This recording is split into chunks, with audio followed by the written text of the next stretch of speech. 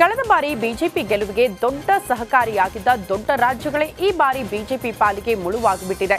2019ರ ಚುನಾವಣೆಯಲ್ಲಿ 148 ಕ್ಷೇತ್ರ ಗೆದ್ದಿದ್ದ ಮೋದಿ ಸೇನೆ ಈ ಬಾರಿ ಕೇವಲ 97 ಸ್ಥಾನಕ್ಕೆ ಕುಸಿತವಾಗಿದೆ. ಯೋಗಿ ನಾಡು ಉತ್ತರ ಪ್ರದೇಶದಲ್ಲಿ ಬಿಜೆಪಿಗೆ ಭಾರಿ ಹಿನ್ನಡೆಯಾಗಿದೆ.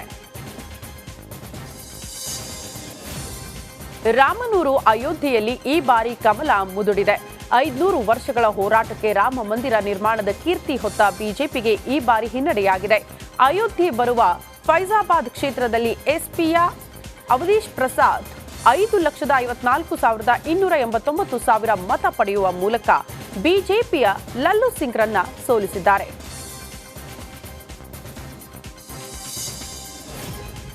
ಈ ಬಾರಿಯ ಲೋಕಸಮರದಲ್ಲಿ ಕಾಂಗ್ರೆಸ್ ಮತ್ತು ಬಿಜೆಪಿ ಸಮಬಲದ ಹೋರಾಟ ಮಾಡಿದೆ. ಎಲ್ಲ ಎಕ್ಸಿಟ್ ಪೋಲ್ ಸಮೀಕ್ಷೆ ಉಲ್ಟಾ ಆಗಿದ್ದು, ಕಾಂಗ್ರೆಸ್ ಕೂಟ ಸಮೀಕ್ಷೆಯಲ್ಲಿನ ನಂಬರ್ಗಳನ್ನು ಉಡಿಸ್ ಮಾಡಿ ಕೇಸರಿ ಪಡೆಗೆ ಟಕ್ಕರ್ ಕೊಟ್ಟಿದೆ. ಸ್ಮೃತಿ ಇರಾನಿಗೆ ಹೀನಾಯ ಸೋಲಾಗಿದೆ. ಕಳೆದ ಬಾರಿ ಭರ್ಜರಿಯಾಗಿ ಗೆಲುವು ಪಡೆದಿದ್ದ ಸ್ಮೃತಿ ಇರಾನಿ ಈ ಬಾರಿ ಅಮೇಥಿಯಲ್ಲಿ ಸ್ಪರ್ಧೆ ಮಾಡಿ ಸೋತಿದ್ದಾರೆ. ಸ್ಮೃತಿ ಇರಾನಿಗೆ ಬರೋಬ್ಬರಿ 90,000 ಮತಗಳಿಂದ ಸೋಲಾಗಿದೆ.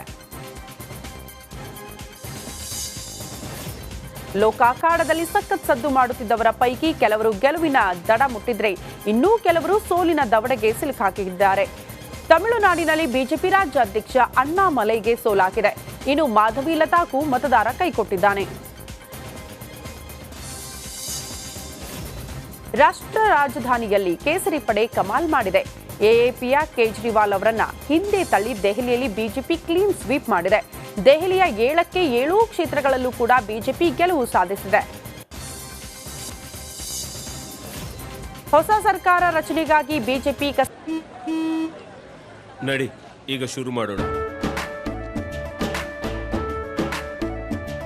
ಕೇಸರಿಯಿಂದ ಮನೋಲ್ಲಾಸ ಮನಸ್ಸು ಮತ್ತೇರಿ ಕುಣಿದಾಡಿದೆ ನೋಡು, ಮನಸ್ಸು ಮತ್ತೇರಿ ಕುಣಿದಾಡಿದೆ ನೋಡು. ಕ್ಷಣ ಕ್ಷಣವೂ ಆಚರಿಸಿ ಕೇಸರಿ ಹಬ್ಬ. ವಿಮಲ್ ಬಾಯಲ್ಲಿ ಹೇಳಿ ಕೇಸರಿ.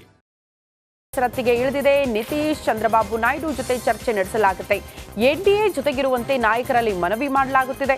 ಇಂದು ದೆಹಲಿಗೆ ತೆರಳಲಿರುವ ಮೋದಿ ಭೇಟಿಯಾಗಲಿದ್ದಾರೆ ನಿತೀಶ್ ಕುಮಾರ್. ಇಂದು ದೆಹಲಿಯಲ್ಲಿ ಕೇಂದ್ರ ಸಚಿವರ ಸಂಪುಟ ಸಭೆ ಕರೆಯಲಾಗಿದೆ. ಬೆಳಗ್ಗೆ 11:30ಕ್ಕೆ ಮೀಟಿಂಗ್ ನಡೆಯುತ್ತೆ. ಮತ್ತೆ ಪ್ರಧಾನಿಯಾಗಿ ಮೋದಿ ಅಧಿಕಾರ ಸ್ವೀಕಾರ ಮಾಡುವಂತಹ ದಿನಾಂಕ ನಿರ್ಧಾರ ಮಾಡಲಾಗುತ್ತೆ. ಜೂನ್ 5ರಿಂದ 9ರ ನಡುವೆ ಪ್ರಮಾಣ ವಚನಕ್ಕೆ ಸಿದ್ಧತೆ ನಡೆಸಲಾಗಿದೆ. ಪ್ರಮಾಣ ವಚನ ಕಾರ್ಯಕ್ರಮಕ್ಕೆ ರಾಷ್ಟ್ರಪತಿ ಭವನದಲ್ಲೂ ಸಿದ್ಧತೆ ನಡೆಸಲಾಗ್ತಾ ಇದೆ. ಮಹಾರಾಷ್ಟ್ರ ಸಿಎಂ ಏಕನಾಥ್ ಶಿಂದೆ ನಾಳೆ ದೆಹಲಿಗೆ ಭೇಟಿ ನೀಡಿದ್ದಾರೆ. ದೆಹಲಿಗೆ ಬರುವಂತೆ ಅಮಿತ್ ಶಾ ಬುಲಾವ್ ಹಿನ್ನೆಲೆ ನಾಳೆ ಏಕನಾಥ್ ಶಿಂದೆ ದೆಹಲಿಗೆ ತೆರಳಲಿದ್ದಾರೆ.